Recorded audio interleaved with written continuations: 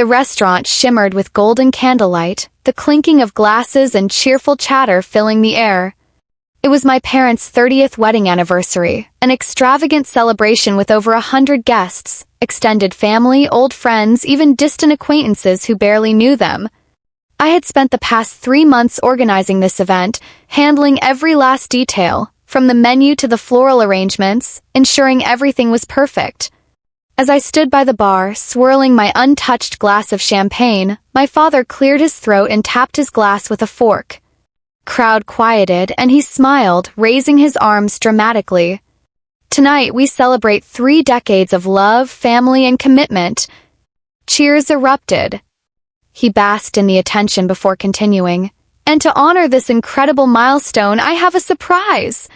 A family trip to Florida, 1 full week in a luxury resort. Applause rang through the room. My mother beamed, my brother and his wife clapped enthusiastically, and my cousins exchanged excited glances. I felt my heart lift. A vacation? After years of doing everything for them, had they finally planned something that included me? I turned to my mother, but she avoided my gaze. Then my father added, "Of course, Elena will stay behind to house sit. Someone responsible has to make sure everything is in order while we're gone." Laughter rippled through the crowd, but it felt like a slap to my face. "Wait, what?" My voice came out quiet, but the room was so silent now that everyone heard. My father smirked. "No mistake. You're staying behind. You always take care of things. You know how to handle it better than anyone." I looked around, searching for someone, anyone, to speak up. My brother nudged his wife playfully. "Guess Elena is finally getting a break from us." More laughter. My stomach twisted. I had spent years sacrificing for this family, paying for my brother's college, covering my parents' medical bills, ensuring that no matter what, they had everything they needed. And now they were jetting off on a vacation, paid for in part with my money, while I was left behind like an afterthought. "I've done everything for this family," I whispered, anger building in my chest. My mother patted my shoulder dismissively. "You'll be fine, Elena. Someone has to make money while we rest. That's what you do best." I stared at her, the betrayal cutting deep. My entire life I had put them first, thinking that one day they'd appreciate me. That day was never going to come. Something inside me snapped. I set my glass down with careful precision and picked up my coat. No one noticed as I stepped away from the table. They were too busy raising their glasses, toasting to their upcoming vacation. As I reached the door, I heard my father's voice behind me. "Elena, where are you going? The party isn't over." I turned, meeting his gaze with a calmness that wasn't real. "No mistake," I echoed his earlier words. "You'll be fine without me." Then I walked out, leaving them behind for good. I didn't go home. The thought of returning to that house, that life where I was nothing more than a convenient afterthought, made my stomach turn. Instead, I walked the streets, the city lights blurring through unshed tears. My feet carried me forward, aimlessly at first, but then a plan began forming in my mind, one that would change everything. By the time I reached my apartment, my hands were trembling, but not from fear. It was adrenaline, a reckless thrill of making a decision entirely for myself. I grabbed my suitcase and began shoving clothes inside, essentials only. My passport, my bank cards, the small stash of emergency cash I had tucked away in my dresser. My fingers hovered over my phone. Would they even notice I was gone? Would they call? No. They'd be too busy celebrating their all-expenses-paid vacation, one that I had unknowingly financed. I yanked open my laptop and booked the next train out of the city. Destination?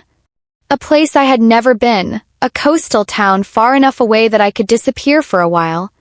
Enough away that I could disappear for a while. My pulse hammered in my ears as I finalized the purchase.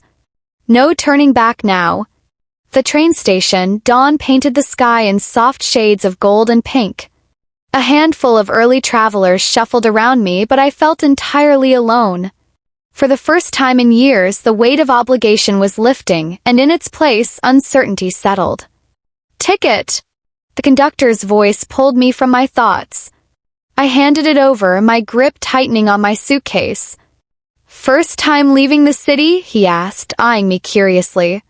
I nodded. "Yeah. First time in a long time." He gave me a knowing look before punching my ticket. Sometimes a fresh start is the best thing you can give yourself. I exhaled, stepping onto the train. The moment the doors shut behind me, I realized something. This was the first decision I had made entirely for myself. No one else's expectations, no one else's demands. Just me.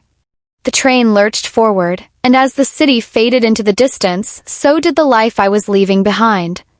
The loft above the small photography studio was modest, barely big enough for a bed, a desk, and a rickety wardrobe, but to me it was a palace. For the first time in my life, I owned my space, and the quiet was mine to fill. My job at Miranda's design agency started the next morning, and she was as eccentric as she was brilliant. "I don't hire assistants," she had said during the interview, tossing a stack of blueprints onto the desk. "I hire people who make my life easier." "Think you can do that?" I could. Days blurred into a rhythm of sketches, redesigns, and late-night coffees. Then, one evening, while scrolling social media, I found their post, a photo of my family toasting to their well-deserved vacation in a luxury villa. My stomach churned. They had used my money, laughed at my exclusion, and now basked in paradise. Something inside me clicked. I called the resort, voice smooth, calm. "Hello, this is Elena Harlow from the corporate booking team. There's been a system error with the reservation for the Harlow party. We need to reassign their accommodation." "Of course, Ms. Harlow." "What's the adjustment?" the receptionist asked politely. "A standard economy room. No view. No upgrades. Non-refundable." As I hung up, a slow, satisfied smile spread across my face. It wasn't much, but for once I wasn't the one left behind. Call came early. My father's number flashed on my screen, his name still saved out of habit. I let it ring. Then again. And again. By the fourth time, curiosity got the better of me. I answered with feigned indifference. "Hello? Elena." His voice was sharp, barely contained rage. "Why did you cancel our villa?" I smirked. "Oh, hi, Dad. Long time no talk. Something wrong?" "I have no idea what you're talking about." "Don't play games with me," he barked. "You damn well know what's wrong," he snapped. "Our villa was canceled. They stuffed us in a room barely fit for a dog." "Fix it." I feigned concern. "Wow, that sounds rough. But why are you calling me? I'm not part of the family, remember?" I leaned back against my pillow, twirling the sheet between my fingers. Maybe they realized you're not as important as you think." A furious rustling, then my mother's voice, shrill and desperate. "Elena, you're being selfish. You know we deserve better than this. Just call them Anne." "I don't take orders anymore, Mom." I cut her off, my voice steady. "Enjoy your vacation." I hung up. The phone buzzed again. Then again. I silenced it. The weight in my chest? Gone. For once, they were the ones left stranded. Weeks passed, and my phone remained silent. My family had given up, their desperate calls dwindling into nothingness. I should have felt victorious, but an emptiness lingered. I wasn't sad, I was simply done with them. Meanwhile, my life flourished. Under Miranda's mentorship, I designed layouts that caught the eye of high-end clients. One evening, after a long day at work, Miranda handed me a business card. "The mayor's wife saw your designs at the gala. She wants you to remodel their estate." I exhaled sharply. "You're joking." Miranda grinned.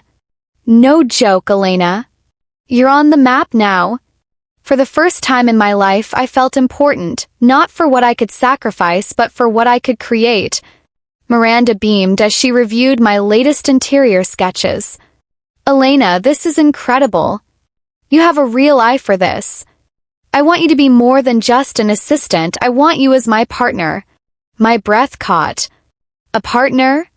Me? For years, I had been nothing more than an afterthought, a tool for my family's convenience. Now I was valued. Seen. That night, I celebrated alone on my tiny loft's balcony, watching the city lights shimmer below. For the first time, I wasn't lonely, I was at peace. Then, out of nowhere, a message arrived from Lena, my youngest sister. Elena, please. Mom and Dad are ruined. Trip fell apart, Dad lost a fortune in a bad investment, and Mom is blaming everyone. They say it's your fault. I don't believe that.